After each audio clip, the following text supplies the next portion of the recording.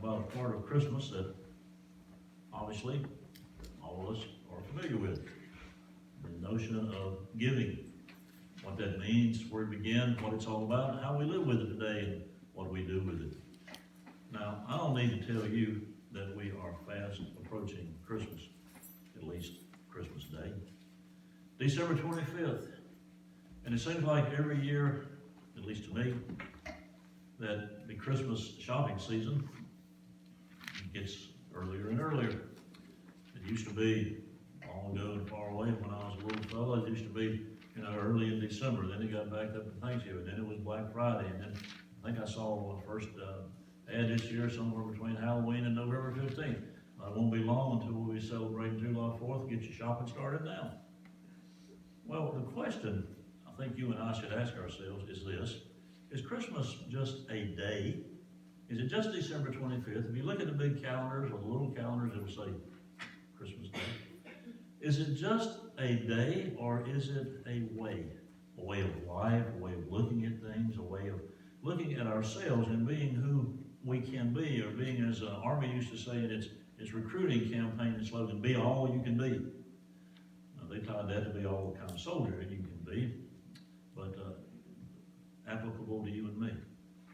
Are we looking at a season so that we might be all we can be? Now, you and I celebrate Christmas, at least for the most part, December 25th. Some a day or two after, some a day or two before. We talked this morning in Sunday school about what's called Old Christmas, which is January 5th. And even today in some parts of the world, even in North Carolina, down on some remote locations on the Outer Banks, folks still celebrate what's called Old Christmas, January 5th. That's the 12 days of Christmas, and then we talked about that song in depth in Sunday school. I invite you to there's Sunday school for the little folks. We have Sunday school in the sanctuary, and folks sit apart like we're doing now. We have it in here until the virus ends, or until we outgrow this, or whichever comes first.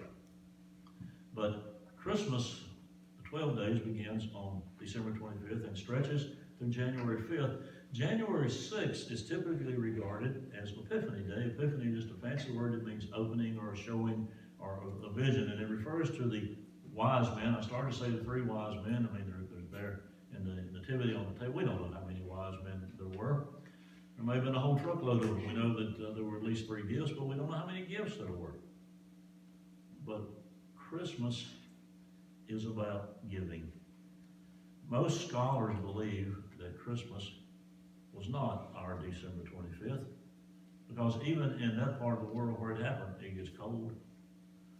And just common sense and logic would lead us to believe that the shepherds are not going to be out sleeping on the ground when it's chilly.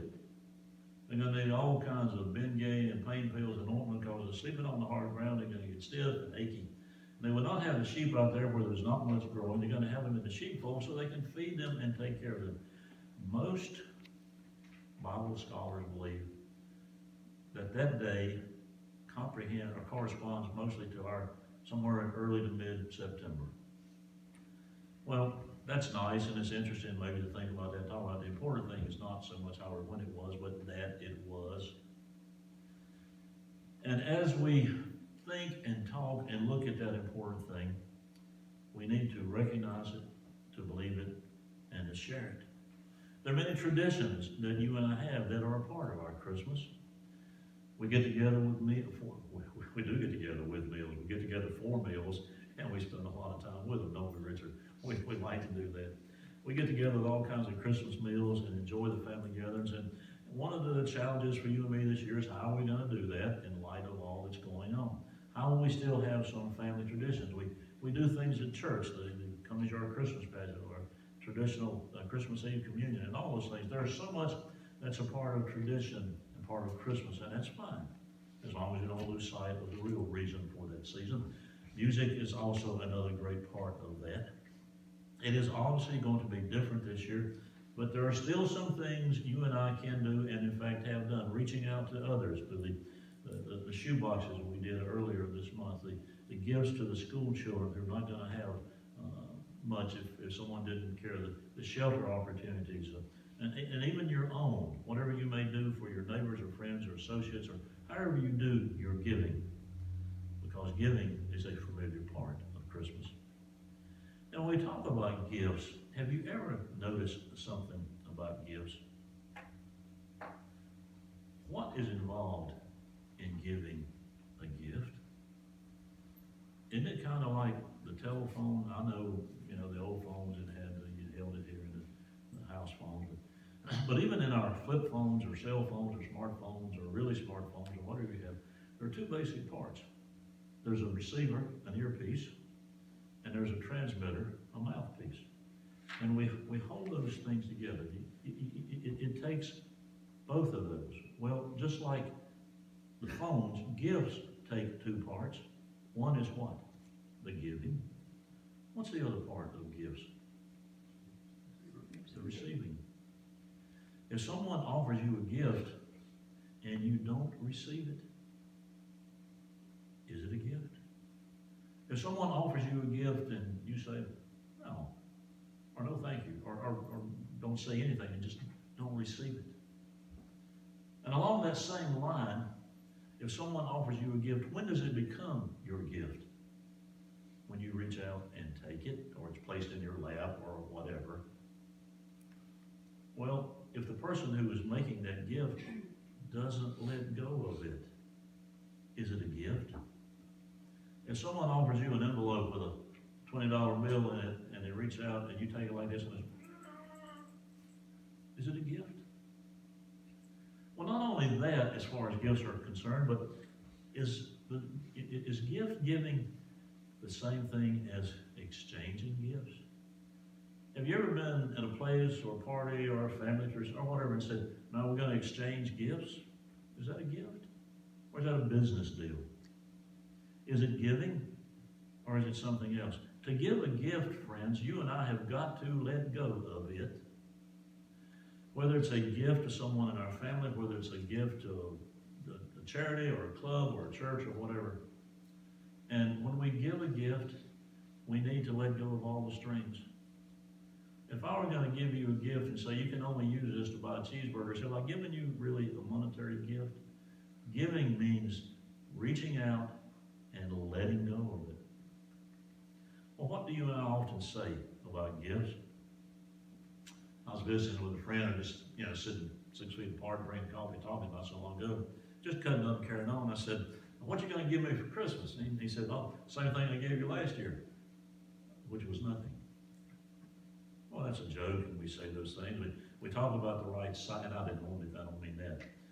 We talk about the sizes, trying to shop for folks and not knowing their size. If we want to give them an article or a gift of clothing, a fellow told me one time, he said, money is always the right size. Well, we have jokes and we say a lot of things about gifts, but think back to that notion of exchange versus giving, of swapping versus really giving.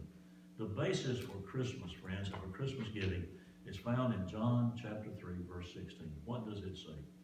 God loved the world so much that he swapped, no.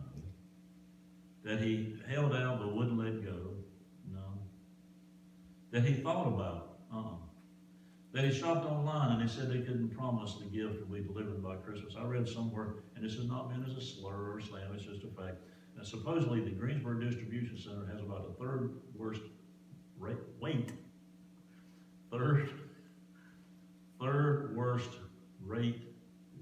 try saying that 3 times real fast, of any place in the country. Well, it's busy, and your gift may be backed up from wherever. But what did God say? What does the scripture say?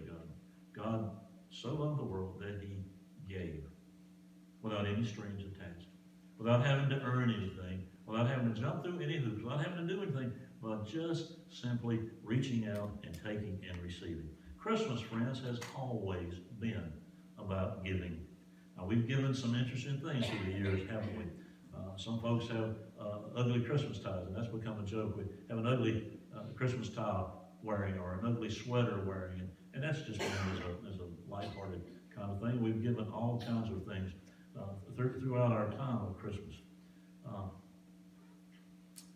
Look at this text, if you would, in Matthew chapter 2. This story about these wise men. After they had heard the king, they had gone to Herod looking for the king, not a mistake, it's biblical prophecy. They went on their way, and the star that had seen in the east went ahead of them until it stopped over the place where the child was. When they saw the star, they were overjoyed. On coming to the house, they saw the child with his mother Mary, and they bowed down and worshipped him. Then they opened their treasures and presented him with gifts of gold and of incense, or frankincense, and of myrrh. Christmas has always been about giving. Giving on earth started with these wise people. Were there just three? We don't know. Were there just three guys? We don't know. Were there just three gifts? We don't know. Three gifts are mentioned. That's where we get the notion and the idea of the hymn, "We three kings of Orient are." It doesn't say we five kings and two of them didn't bring anything of Orient are. But it started with giving. Now these gifts were valuable, but there is a spiritual connection also to these gifts that applies to you and me. Let's look at it for just a moment. The first is gold. What can you and I say about gold? Down through the years, people have sought gold, a pure and precious metal. When I conduct weddings and we come to the ring part, and I know not every ring is gold, some are sterling, some are wooden, some are other compounds of metal, but many of them are still traditional gold. Now, I always like to say that the ring is a symbol of what's going on in at least two ways. One is the shape of the ring, that it is in the shape of a circle, and symbolizes that where does a circle begin and end? It should symbolize that your marriage and your commitment should have no end either. But secondly, it's the pure and precious metal from which it's made. Down through the eons, people have sought gold. A lot of settlers and explorers came to this country because they were convinced that the streets were lined with gold. All you had to do was walk along and pick up, $40,000 worth of gold chunks, and you had it made for the rest of your life. Gold is a pure and precious metal. And one reason is because it endures forever. It is incorruptible. It is a pure metal. Real gold, after it's refined, has no impurities in it. It has great value. There's a spiritual dimension there, and that is that it symbolizes I hate it when words go away, the incorruptible, pure love that God has for you and me. It is a heavenly love, a divine love, and we use that in a spiritual sense to talk about the streets of gold in heaven. In the days of the Old Testament, the items in the Jewish tabernacle were made of gold. Gold symbolizes royalty. It is enduring. Second gift was frankincense, or incense. Frankincense is an aromatic oil. You may have some of those aromatic oils on your dresser or in your bathroom for colognes or lotions or aftershave or whatever. But the frankincense, when it was burned, this oil was set on fire and burned, it created a smoke. It had a sweet smell to it, and the folks of this day and age looked at that as an offering to God. Even in reading Bible stories, the Spirit of God is sometimes referred to as a smoke, same similar word in Greek and Hebrew, and the idea is it is an offering to God which pleases God. It is the Spirit of truth, this incense, that is in the Gospels. And finally, there's myrrh. Myrrh is the resin or the rosin. You ever gone to a pine tree and flipped a piece of bark back and see a little piece of gummy stuff and it's sticky? That's the rosin or the resin out of the tree. Myrrh is a resin from a particular kind of tree, and it too has a pleasing smell, an aroma. It was partly used sometimes for medicine. It was used as incense. In the early days, before the days of embalming, it was used to prepare bodies for burial. Bodies would be wrapped in cloth and myrrh sprinkled over the body and would be wrapped up and entombed. Jesus' body, at his crucifixion, was treated that way. But what it means to you and me, it's a symbol of consecration, of anointing, and calling us to service. Now here's the deal, friends, for you and me today.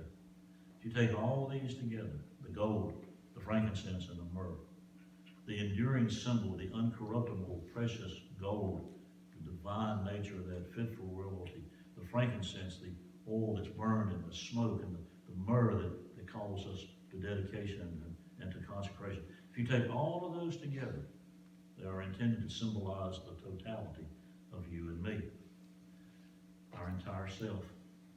So if that is the case, or since that's the case, what does it mean to you and me in terms of what can we give this Christmas, because Christmas has always been about giving. These three things, my friends, I'll leave you with this. The first thing we can give is give up sin and sins. There's a difference between S-I-N and S-I-N-S. You and I think of S-I-N-S as those little things that we do that are not right, that break God's law, and it can be, for some reason my mind goes back to the time I helped myself to a number 2 5-cent pencil without paying for it when I was a little guy. And I don't know how that all turned out. I don't think I was beaten within an inch of my life. I think I had to go put it back or maybe tell the manager. I don't know. But we tend to think of sins as things like that. We say, I've never murdered anybody, or I've never robbed a bank, or I've never this or that or the other. We are rationalizing there. We're saying, well, I may have done a few things, but I'm not as bad as old so-and-so over there. I'm not pointing at you, sir. I don't mean that. We rationalize and we put other folks down while we try to build ourselves up. Anything that is contrary to God's law and plan and design is a sin. And so we need to be aware. Of course, the good news is, the book of 1 John says, if we confess our sins, God is faithful and just to forgive us of them. But the S-I-N is our whole attitude. It's the idea that we can make it on our own, and then we act that way.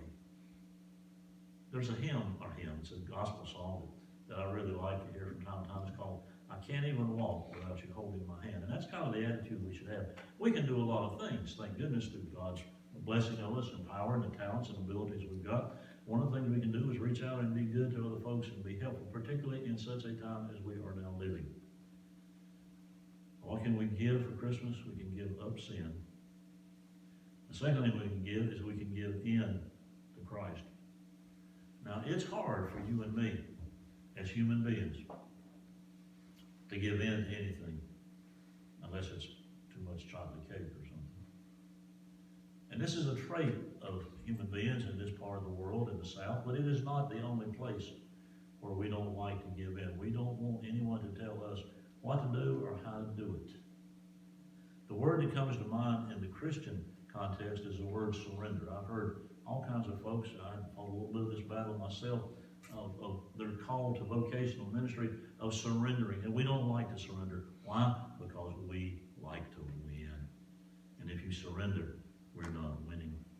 Surrender goes against our grain, but we need to remember this, that when we give in or surrender, or whatever word you want to use, to Christ, we are not giving up life. We are having that life that Jesus talked about of more abundance, and we are getting something better. So what can we give? Give up sin, give in to Christ, and give over to service. Now, that whole notion of service and works through the years has been a big discussion, even an argument sometimes, of what saves us. Is it faith or is it works? For some folks believe we can work and earn enough brownie points with God to cross the finish line and be welcome to the pearly gates. The Bible doesn't say that. It says no one comes to the Father but by me, and it's faith in Jesus. The works come from our faith. James says, show me your faith and I'll show you your works. Let me show you my faith and I'll show you my works. Let me show you my works because they come from my faith. The Altar Building says, faith without works is dead. Faith without anything good coming from it for other folks, whoever it is, your husband, your wife, your mate, your children, your parents, your grandmother, whoever, your neighbor, your friend, your coworker, your faith without works is no faith at all. So friends, Christmas giving is for all seasons. Once December 25th, 2020, and I think many of us are looking forward to 2020 being in the rearview mirror and hopefully seeing that 2021 could be better. But once December 25th, 2020 is over, don't let that be the end of Christmas. Don't let that be the end of your giving. If you have material possessions or opportunities, give, share, bless. The book is right when it says it is more blessed to give and receive. You and I all have had times in our lives when we've had some and we haven't had some, and having it is better than not having it, but we have whatever we have in terms of resources so that we might share and give. So when December 25th, 2020, when Christmas Day 2020 is over, keep on giving. Give up sin, give in to Christ, and give over to service. And one way you and I can do that is what this hymn tells us, page 95. Go, tell it on the mountain. If you have an opportunity, speak of your faith, share with someone, reach out, invite them to church, tell them what church means to you, tell them what your faith means to you, and we will find that the spirit that is Christmas will live in our hearts and lives, no matter the day, the month, or the year. Go,